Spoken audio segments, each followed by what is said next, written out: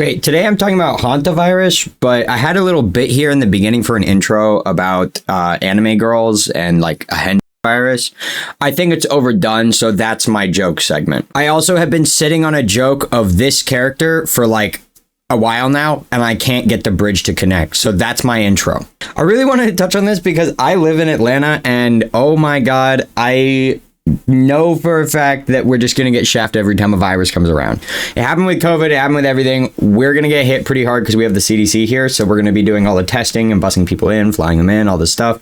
And I'm sure they're safe, but they're still here, and it's still contagious, so that's my worry. I think at this point as well, just to like clear up any fear about it, that at this point where we are, there's no telling how big this could get. So I really just want to kind of go over everything we know. And then if it blows up in like 8 weeks and we're fucked, I can kind of like look back on it and be like, I remember where this started. But yeah, the reason I reference that character is because she is a rat. And this entire virus is centered around rats, and what people know of it so far, it's been around for a while, is what I've learned. I'll get into that. But what people know so far is that it develops in piss, shit, and saliva of rats.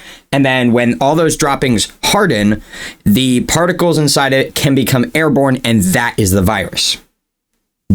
Basically, anywhere where rats are like super common, like cruise ships, we'll see in a second, are going to be like breeding grounds for the Hantavirus. Wow, that was genuine. As you may already know, it started on a cruise ship. This bad puppy was headed towards Argentina and the Canary Islands and was the ship where the Hantavirus like recent outbreak had started spreading. And about 30 to 40% of the people who have caught it have have been fatally killed by this virus. So it's not something to be taken lightly. I'm not too certain with all the information that I've read if that's just because of the small population and poor conditions on a ship to treat these people, or if it's just that bad. Because what happens when you catch the virus is it can be dormant for up to like 1 to 8 weeks, and then once exposed there, it develops. And that development can lead to muscle fatigue, flu-like symptoms, cold, fever, all this stuff. And eventually, as you continue to have the virus, it'll fill your lungs with water and fluid, and it can send you into shock.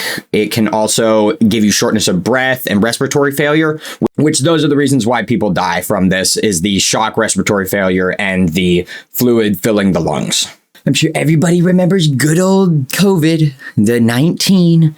But what COVID basically was, why it was so bad, was that it mimicked a lot of flu-like symptoms. So you didn't know what it was until you really had it. You didn't know it was specifically COVID. You thought, oh, I'm just sick. I got to just get over this normally. And people would like go into work and like chillax and all this stuff still, treating it like the flu, which isn't like that serious. But instead it was COVID, and then it spread so big. This is doing very much the same thing, which is why it's such a big story in every single news article, and why it's being so taken so seriously at places like the CDC and trying to fly people. People were being monitored in Nebraska, brought down to the CDC, and all those cruise ships were parked. There's monitoring going on in California, Georgia, all along the Gulf. That's in the US. People are being held up to 42 days in quarantine in France and Spain. So it's being taken very seriously. And to bring it back, of course, that's because it's mimicking the COVID and flu-like symptoms that we've seen and went so big and bad before. Why do I have to live near the CDC, bro? Dude, I love Atlanta, but like I don't. They just stop parking these people here, man. Like, I love you. I love you. I want you to get better. Can you please go somewhere else? Send them to Washington. Just go. I'm sure Washington's got a few witch doctors that could help sort this all out rapido. The reason I knew this was starting to become a big thing, the big like jarring point in my brain at least, was when I was at Mother's Day dinner with my family and my little brother was bringing this up. And I was like, oh, okay, it's probably not nothing. he was being pretty crass and he was being pretty harsh. He was like, my guys, we got to nuke that boat. We need to get rid of it. And I had to dial him back a little bit, man. We don't just need to kill people. Shout out, Kevin. I love killing people. Did someone say my name? Because, oh boy, I need to kill someone. The idea of like a cruise ship vacation is always so fun, but practically they're horrifically bad.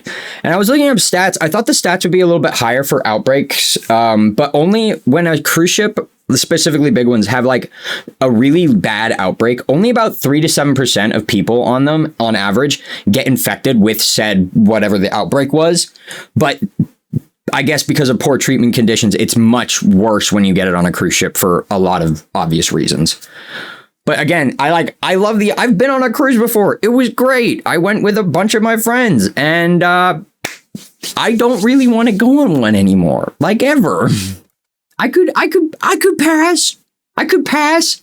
Cause it's not only the fact that like they're not exactly safe or healthy. I'm like a neat freak. So not only going there with the like perception that everything's bad and like everything's going to be gross or nothing's going to be clean to the point where I'm not going to be able to even control what should be clean and what shouldn't be is really, really worrying for my mental.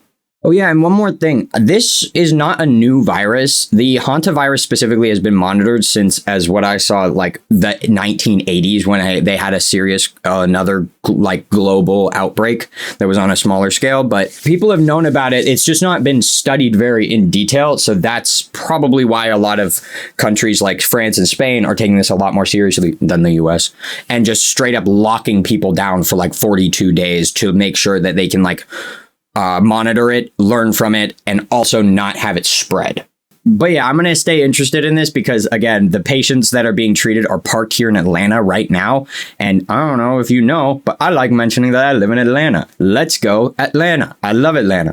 But I want to keep an eye on it just to see like if this is really going to blow up. And I want to make a video on it so that I can like, again, reflect on it in the future.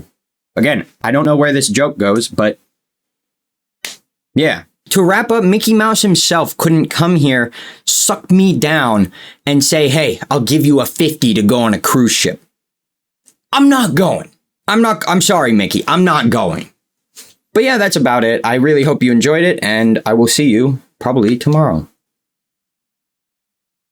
Like, subscribe. That one. Yep. Join the Discord. Yeah, that's about it.